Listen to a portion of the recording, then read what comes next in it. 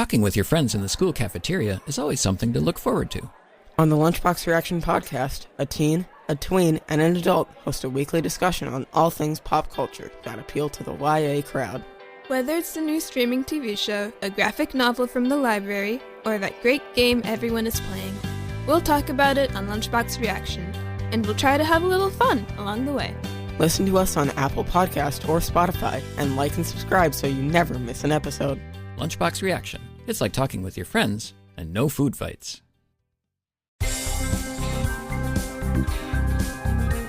Oh my gosh, you guys. We've got to tell you about a really special company right here in Tacoma, Washington. They're called CAVE, which stands for Community and Veteran Events, and they're doing some seriously amazing work. They're all about creating spaces where everyone feels seen, heard, and valued, especially our LGBTQ plus and our BIPOC veteran families. Basically, they're building a stronger Tacoma one event at a time. Now, one of the coolest things they've got going is the House of Life.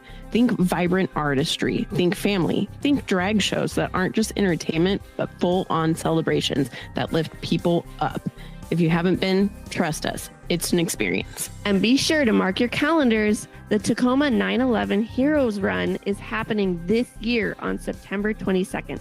CAVE teams up with the Travis Manion Foundation every year for this powerful, moving event that honors those who have sacrificed while supporting veterans and families in our community. At the end of the day, community is about holding each other up in the quiet moments and in the storms. And that's exactly what CAVE does. So check them out at communityandveteranevents.com. That's communityandveteranevents.com.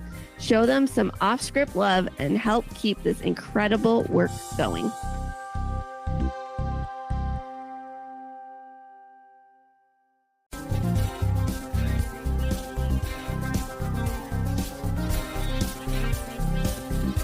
Hi guys, I'm Bri. And I'm Alli. This is Offscript. If you think about it, books are potential scripts for movies. When this adaptation happens, typically it's disappointing because they went off script. In this series, we will be talking about how off script they went.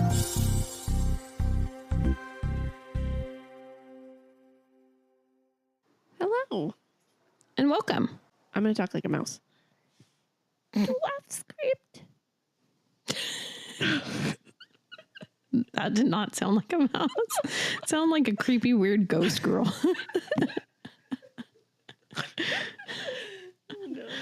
We're a podcast.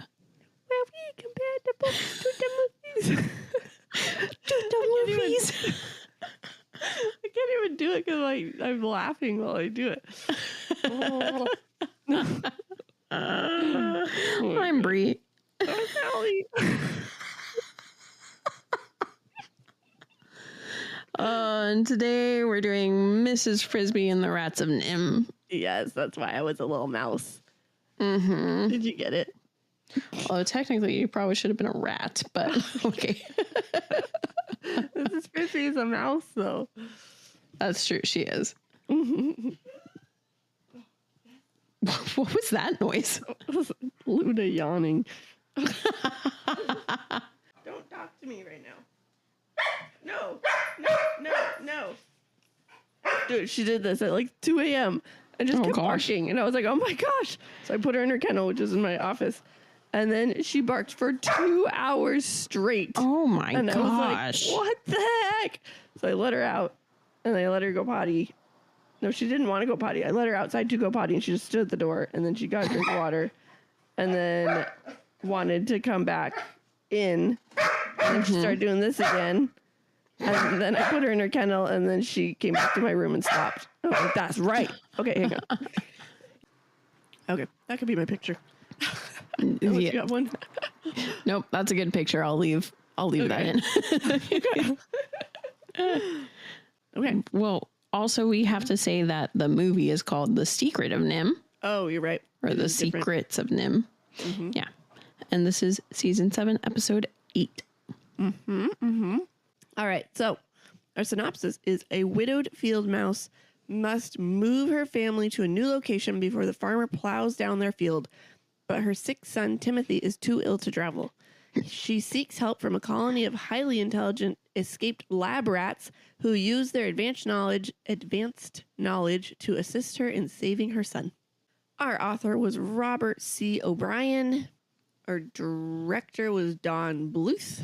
Screenplay writer was also Don Bluth and John Pomeroy, Gary Goldman, and Will Finn. And our audiobook reader was Barbara Caruso. She was okay.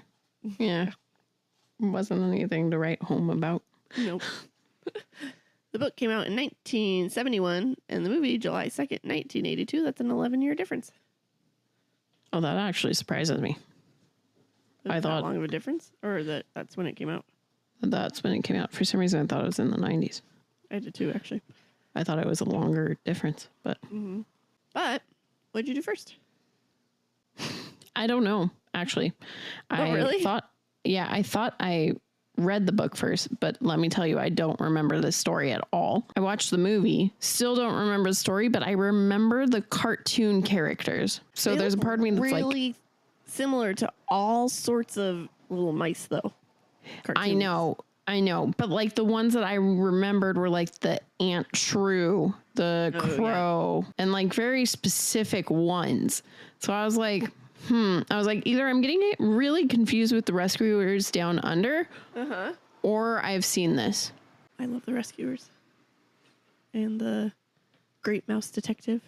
Great Mouse Detective was one of my all-time favorite movies. Yeah, all those. I ruined that DVD or that VHS when I was a kid too. Oh yeah. Okay, well, for the record, then, what are you claiming this as a first? Like, which did you do first? What I put down on our sheet is that I read it first because I read it first for us. Okay, and that's just what you remember the most, other than characters. So it's not like you remembered the story. No, did not remember a lick of the story. Okay, yes, we'll keep it as a book. I watched it first forever ago. I was like in late elementary school, and I watched it. What are your thoughts on the story? It's a kid's story.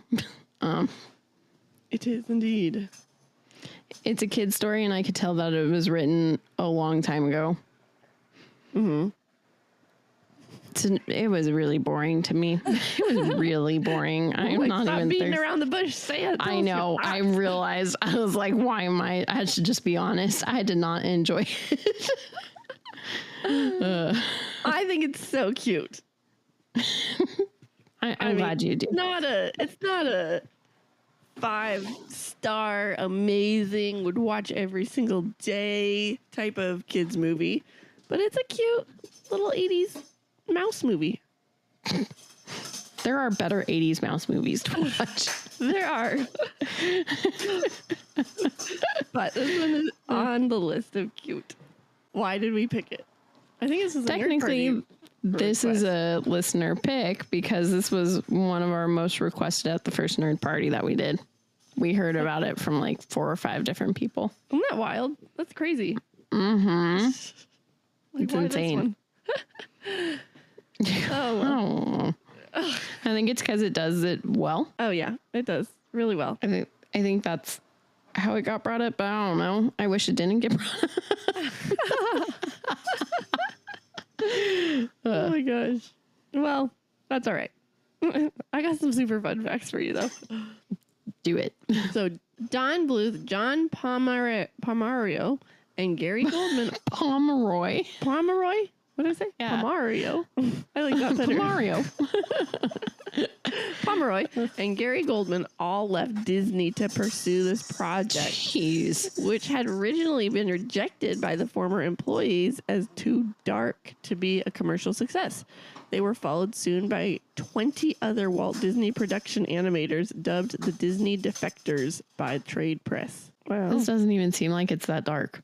It's not. Compared to some of the other shit that they've put out. I feel like the freaking first Rescuers was darker than this. Uh-huh. Great Mouse Detective is pretty dark too. Yes. So, okay. I don't know. Yeah, they're weird. Yep. At the time of release, it was the largest non-Disney animated movie. That's crazy. Number 3, the lead character's name was changed from Mrs. Frisby. Thank you for putting this, because I was thoroughly confused. I was like, why did they change this? Yes. To Mrs. Brisby to avoid legal entanglements from the Whammo company, the maker of Frisbees. Oh. Unfortunately, this name change was so late into the movie's production that it was long after the actors and actresses had recorded their dialogue, because it was not feasible to have every actor and actress using the word Frisbee in the movie re-record their lines. They changed Frisbee to Brisby, which was actually made by sound editors who by hand carefully sliced the BR from other words spoken by the actors and actresses to the FR. Oh, that would take freaking forever. Especially fucking in the 80s with the technology they had, because they didn't have computers. Oh my god! Like they had computers, but not like computers like we have now. It would be so much easier now. Oh, it would suck. Number 4, the small dragonfly Mr. Aegis chases away near the beginning of the movie is a nod to the Evan Drood from Disney's Rescuers. One of the last movies Don Bluth worked on at Disney before leaving the company. That's funny. Yep. And one of the only 3 Don Bluth movies not to be a musical. The other is Land Before Time and Titan AE. I know, I didn't know he did Land Before Time. Titan AE is a good one too. I've never seen that one. Really? Haven't? That kind of blows my mind. Oh wait, maybe I'm thinking of the giant robot or whatever that one is. That's what I'm thinking. Robot? Yeah, I've seen that one. Oh no, I never saw that. Oh no, me neither. Matt Damon, Drew Barrymore though. That's cool. I know. I'm like, wait, it looks so old. Yeah, it's yeah. What's sad is that was just in the 2000s and it was old. Oh my gosh. Oh yeah, in 2000. Yep. It's so wild seeing dates. It's like 06/16/00. Like, man, what a time to be alive. It really was. Okay. Anyways. You ready? Yep. Let's do it. All right. So, Mrs. Frisby is a widow mouse living on a farm with her kids. She came home one day and discovered her youngest is very sick. It's Mrs. Frisby saw Mr. Aegis, who was a doctor mouse. She let him know about Timothy and diagnosed him with pneumonia, or he diagnosed him with pneumonia. He gave her 3 packets of medicine for him to take and instructed her that he not breathe cold air for a month. This happens. Yep. Get ready, guys. It's one of those.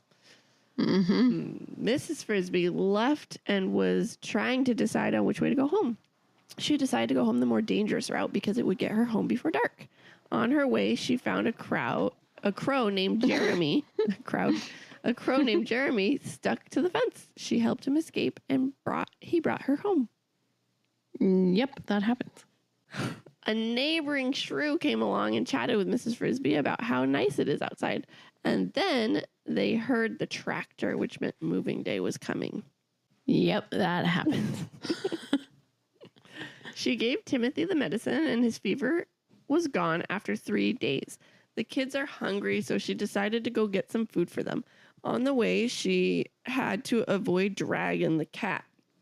She walked past the rat hole under the rose bush. Does this happen? I don't remember her going out to get them food. I actually don't know. All I remember, I don't think this part happens. Okay, I know that Mr. Aegis. Oh, they like made the Jeremy stuck on a fence like more dramatic for the movie because she just unstuck him and he's like, I'll take you home. Whereas they had this whole kerfuffle and like that's when Dragon went and attacked and he had to fly away and she thought she lost her medicine and he gave her medicine. It's like, no, it's right here. It looked important. She's like, thank you. Bless you. Okay. So she spoke to Jeremy about what she should do involving Timothy and moving day. He said he isn't sure, but anytime the birds question things, they go to the owl. So she asked him to go talk to the owl since owls eat mice. And he's like, I can't do that. You have to do it. And she's like, oh, okay, fine. So Mrs. Frisby was very nervous, but Jeremy came and picked her up, and the kids were excited, and she introduced them, and off they went on his back. I don't think they go on the back just yet. I don't think they fly to the owl the first time they go to the owl because she was too scared. I remember her throwing a fit, and he was like, okay. Okay. You paid more attention than I did. I watched this with Tyler, so I was like mommying while watching. What sucks is I barely was paying attention because I was like, Allie knows this movie. I seen it once when I was like little. My job is to remember the book. All right. So when I expect you to remember the kids' movies too, Allie. Okay. Note to self. All right. I try my hardest, but man, going through it right now, I'm like, oh fuck, I didn't pay attention. I like paid attention, but I didn't. Okay, we'll figure it out. All right. So when she got to the owl, he invited her in because he couldn't see her because it was so light out. She was super nervous, but went in. He agreed to talk to her about her problem. And he basically said, well, either Timmy's going to die or all of you have to die. So that sucks. And she never introduced herself. So he asked, like, what was your name, by the way? And she says, Mrs. Frisby. And his whole demeanor changed. He asked if her husband was Jonathan Frisby. And when she said yes, he's like, okay, I got a new plan for you. He said, go talk to the rats. Remember the names Justin and Nicodemus and tell them to move your house. Yes, this happens. Do I remember this? This whole time, though, has been like watching her on like this gem. Not Nicodemus, the rats. Nicodemus is the rat. He's the lead rat. No, the creepy old one. He is. That's Nicodemus. I thought Nicodemus was the one that's trying to hit on her. No, that's Justin. Oh. Wow. That whole entire movie, Nicodemus was the young one to me. So every time they said it, I was thinking about that one. Oh, that's hilarious. Oh, no. Oh my gosh. Yes, so you're right. There's a little bit more mysticism in the movie because it's a fucking animated kids movie, so they kind of had to. Otherwise, this would be a boring as shit movie. It really would. Okay, so she went home to spoke and talked with Timothy, and he tried to walk around, but he was very weak. She said, no, stop. And she went to go see the rats. This part doesn't happen. She just like from there goes to the rats. Yes. Because she knows her kid is too weak. Yes. Mrs. Frisby was chased off by the guard, but she decided she worked too hard to fail now. So she went back in and she found Mr. Ages, and he brought her to Justin. And when the rats found out who she was, they wanted to help her. Yep, that happens. Although I was confused and thought it was Nicodemus. Isn't Nicodemus more of an old rat name than a young one? So the rats brought her down to the library in their little colony with an elevator, and the elevator freaked her out. She's like, what the heck is this? And the rats had to go to a meeting, and they left her there for a little bit. And she looks around and she sees these plans for the rats of Nimh. This part, she just goes like right down into their council meeting and becomes a part of it right away. Yeah, pretty much. So while and I don't remember there being an elevator. I don't either. I think they just go down and it says, she's like, wow, it's so beautiful. Because there's all these little gem lights everywhere. While in the library, a little girl rat comes in and they're talking, and Mrs. Frisby learns a little bit about the rats and Nimh, and Nimh is the place they all came from. And Justin apparently is very handsome, according to this little girl. You thought she was talking about an old rat that was really handsome? I was really confused who Justin was. I didn't know who Justin was. That's so funny. So this part does happen in the movie? I don't remember this part in the movie. Not. This part is not in the movie. Okay. Now, what's funny is in the book, I knew who was who. But in the movie, I was like, oh, they made Nicodemus this little dude. Oh my gosh. Why would you assume they switched their names? I don't know. That's a good question. I don't know. My brain was just like, all right, you're Nicodemus. That's so funny. All right. Well, Mrs. Frisby met with Justin, Nicodemus, Mr. Ages, and they all spoke about the plan to move her house. They were like, oh, yes, it's possible. It's easy. We can do it in like an hour. But we just got to put Dragon to sleep, and we can't do that right now because normally Mr. Ages does it, but he got injured yesterday putting Dragon to sleep. and all of the rats are too big to fit through this little hole they have to get through. She volunteered, but they shot her down immediately because that's how Mr. Ages got hurt, and that's how her husband died. Also, in the movie, there's a Jenner rat. Is there a Jenner rat in the book? There is, yes. But he's much more prominent in the movie. Yeah, he's a big-time villain in the movie. Mm-hmm. He's, like, not happy about anything. No. He does not like Nicodemus much at all. No, he doesn't. He doesn't like the plans that Nicodemus has, and he doesn't like anything, and he's hoping that the cat will kill Mrs. Frisby. Yes. But the rest of that does happen. This is when Nicodemus tells Mrs. Frisby their entire life story. They were at a farmer's market one day, and then they were scooped up and brought to a lab. There are over 60 of these rats, and they're all given injections, and slowly they become smarter. Eventually, they learn how to read, and they do mazes, and this is what helps them escape. They spoke to each other through their cages and passed notes, and finally, Justin said he was escaping. The people were prepared for this, though, and when he escaped, they just kind of studied him and then put him back. But later, they came up with a real escape plan during the night, and it took several days to figure out how to get there, but they did. The night before they were going to escape, the mice asked to be helped too, just open their cages. And one of the mice was Jonathan Frisby, and another was Mr. Ages. Everything was going according to plan. The only thing was there's this gust of air that the rats are big enough for that it doesn't really bother them, but the mice were swept away. But Jonathan and Mr. Ages were able to escape with the rats. This will tell you how much I was paying attention. I thought Mrs. Frisby got stuck in Nimh too. Oh, no. I thought that's how she found out about her husband being in Nimh. Wait, you thought this after reading it and like watching it? No, before watching it. I thought this while reading it. Oh, okay. I was like, this whole chapter, I was like, okay, so she's trapped in there. They're learning how to read. They're doing all of this. Oh, she found out that her husband was also trapped. Okay, they get out. Cool. Now they have to go move her house again. And then I watched the movie and I was like, the fuck? They're not in Nimh. And then you just said this and I was like, oh, they weren't in Nimh. Oh, no. Okay. Well, I enjoyed this story. Yes. This happened, just a lot less detail of what the heck happened. So these guys are different than other rats. They don't know where to go. They like wander around, but all rats are like gross now and they think they're weird and everything like this. So they're trying to figure out where to find a home. I don't think that part happened in the...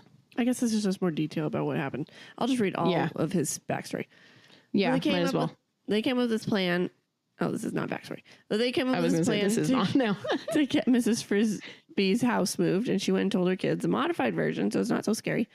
And then she went back to the rats, and they got started. That does happen. Mm-hmm. But now we have more backstory. She also does it with the crow, too. Oh, yeah. Yep, she does. She tells him he's got to go get all of his string. That's right, because he has a whole string and love story that he does not in the book. So we have more backstory on the rats. So they were stealing all this food and electricity from the farmer, and Nicodemus did not like it. Nicodemus shared his sadness with the owl, and the owl suggested this piece of land that they could go to, and it's beautiful. He brought some other rats there, and one of them was Jenner. Jenner's like, why would we leave? We have everything we need there, and it's way better. Nicodemus is like, hey, I don't want to steal anymore. I want us to be self-sufficient. This began a 3-year process of them learning from the farmer on how to grow food and survive on their own. Jenner and several other rats left the colony because they did not agree. The rats were getting ready to destroy everything at the farmer's house so that they're not tempted to go back. And Jonathan never told Mrs. Frisby anything because he never grew old thanks to the serum, and he didn't know how to tell her that. She does get told that last little bit, and she kind of gets told all of that, just not as in-depth. And Jenner never leaves. He's still part of the colony, just trying to... Oh, yeah. He's just the villain. Yep. Yeah. So they decided to get on with the plan, and Mrs. Frisby went to Drug Dragon. As she was running back, she got caught by the little boy of the house. She then was stuck in the little cage, and she was listening to all the people talk. 6 rats got electrocuted down at the shop, and this made big stir in the government and involved with public health. he mentioned that he has a bunch of rats on his farm to whoever was there doing the reporting. And they're like, okay, we're going to come take care of that. And the farmer assumes it's because they're worried about rabies. But this is a difference in the movie, too. Because the farmer and his wife are in contact with Nimh and talking to Nimh about shit. That's right. Mm-hmm. Yeah, because Nimh is like, do you have any rats on your premises that are acting unusual? Mm-hmm. Yeah. Oh, yeah. So Justin helped Mrs. Frisby escape, and she shared the news. When she told him, they quickly went back to the house to let the others know, and the shrew was there freaking out because these rats are trying to move her house.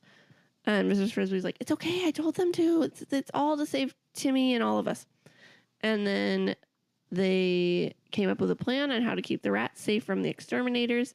Some rats would have to stay back so the exterminators wouldn't be tipped off that they all were gone. And when they found her empty rat hole. Oh, that whole part, they moved her house. Done. The house is moved now. Yeah, no. In the movie, it's this big fucking ordeal. And, also the freaking gem that Nicodemus was watching Mrs. Frisby through, he ends up giving it to her because it was Jonathan's or something. I can't remember. I think so. Something to do with Jonathan. So she gets it. She's wearing it now. Now, at the end of this, she has to freaking... All I remember is there's a mud pit with rope and she has to hold on to it and she almost falls in. But then she fucking becomes a god and the freaking rope burns and... Yeah. Allie, what happened? I don't remember any of what you just said, but all I remember is that Jenner is trying to plan on how to kill Nicodemus. And so he cuts the rope and the house falls on him and then he dies. And then they're just sad about Nicodemus dying. I don't remember. I remember something with the gem though, but I don't really remember what exactly. The gem fell into the mud and she was sad.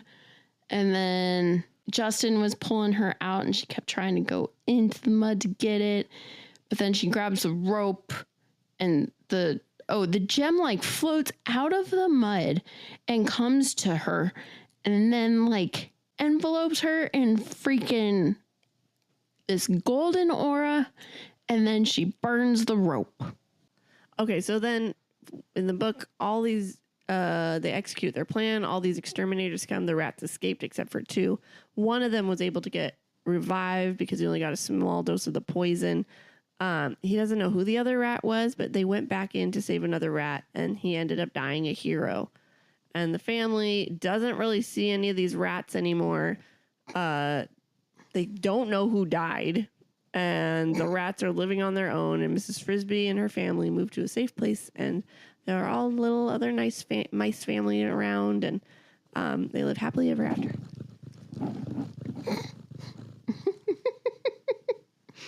You hear Loki? Are you there? What? Did you hear Loki? No. What? I'm holding Loki, and he just went up to the mic to sniff it and purr in it. Oh, yeah, my dude.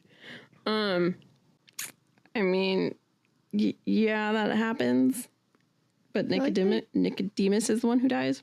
Yeah, and I feel like they were in contact with the mice. With the rats still? Yeah.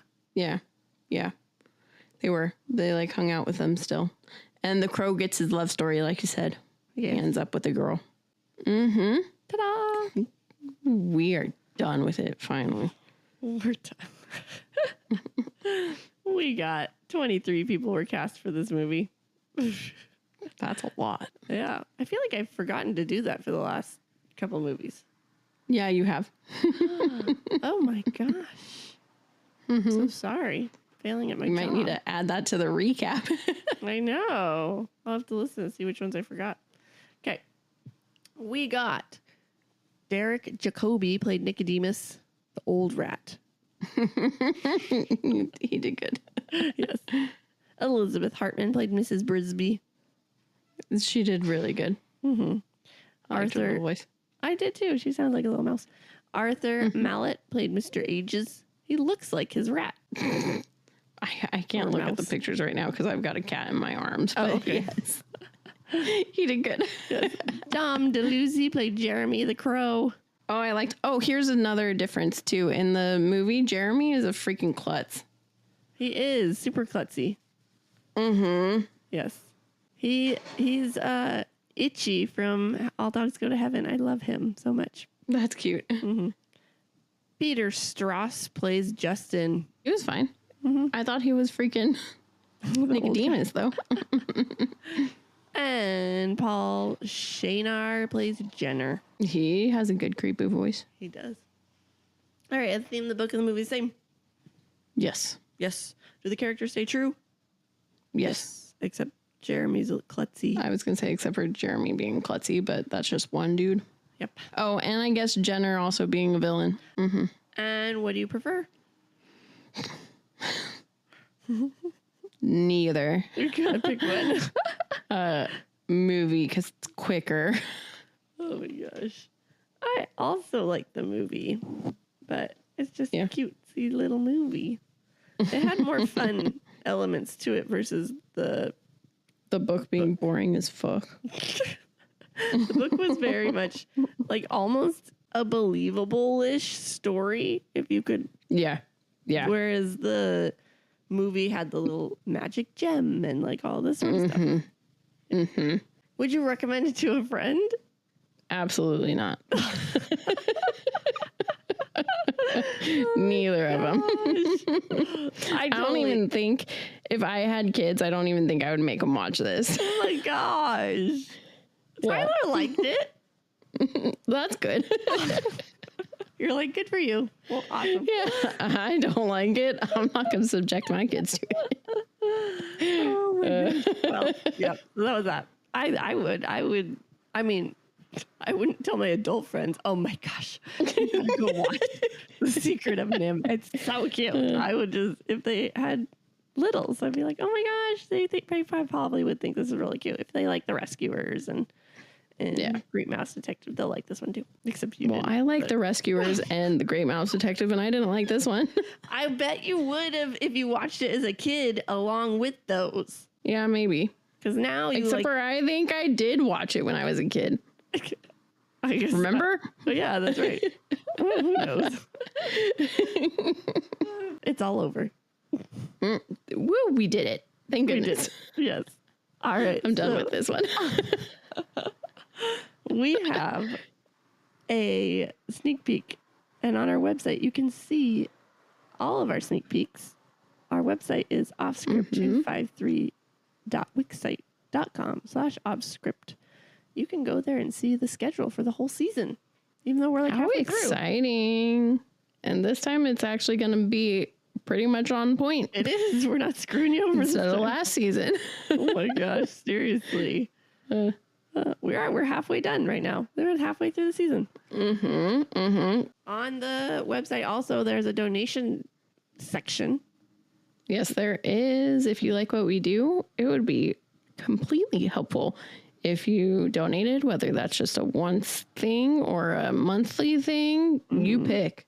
Yes. It'll help us get more bookmarks and stickers and tablecloths for stuff and events. Thank you. And new my freaking most ideal future for us is if we earn enough money and make enough money that we could make our own merch and we don't have to sell it through a website. Oh, because it would be cheaper for everybody. That would be really cool. Cheaper for everybody. Plus, then we would have a blast with it. I know we would probably end up being stressed about it too, but I think we could make a fun craft day out of it. I think so. That would be fun. Yeah. So that's like that's my goal for us. So guys, if you want to help. Yeah. No, sorry, you go. No, you go. I was going to say, if we eventually make a lot, like if we get a bunch of subscribers, you guys subscribing and telling your friends about us also will help us move up the ranks, because then we can start doing advertisements, which will get us some money, which then I think would be so cool is if we did like off-script field trips out of state. And then we could start going to out of state, like bookshops and stuff too. That would be so cool. There's so many cool ones that I want to go to that I'm always like, that would be so cool for Offscript. But it's 5 states away. Yep. And I'm not going to have us go do that on our own money. Nope. So, but everything donated goes straight back to this podcast. And in reference to that, we also are now Amazon associates. So you should look on our Instagram. That's where it's probably easiest to see. We have a highlight reel called Shop With Us. And so things that we post that we buy through Amazon, you can find that stuff there. Right now you got your cute little kitty cone up there. I do, and it's still working. Yeah, hopefully by the time this comes out, I will have put things up there as well. Yeah, fingers crossed. I hope so, Allie. I know. It comes out in September, halfway through September. We'll be like, nah, Bri's got this. I'm not doing anything else. That's hilarious. I don't shop for anything. Oh my gosh. But yeah, okay. And then you got some more stuff.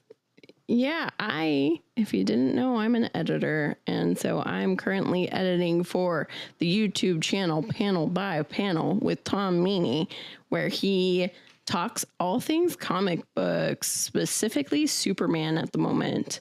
But he's very much into all things comic books. He's helping Allie and I come up with a list of what comics we need to do for our adaptations, which is awesome. So yeah, go check out that YouTube channel. Give it a like and subscribe. Yep. And we might have a mini-sode for you on Wednesday. Stay tuned and we'll let you know. And Monday, we've got one that I've actually been really excited about this whole season. It's called The Black Phone. I super like this one. Yeah, and it's literally right before our Stephen King month. Woo-hoo. We're almost there, almost spooky season. Yeah. All right. With that, The Secret of Nimh went off script. Bye. Bye. Thanks for sticking with us. We hope you enjoyed it. If you did, we would greatly appreciate it if you gave us 5 beautiful stars, reviewed, and subscribed. You can also follow us on Facebook at Offscript, on Instagram at Offscript Podcast 21, and on TikTok at Offscript_pod. Shoutouts to Madame Ashen Creations for our adorable logo art. And Adam Daniel for our incredible theme song. And to Creative Cinephile Productions for producing our podcast. See you next time.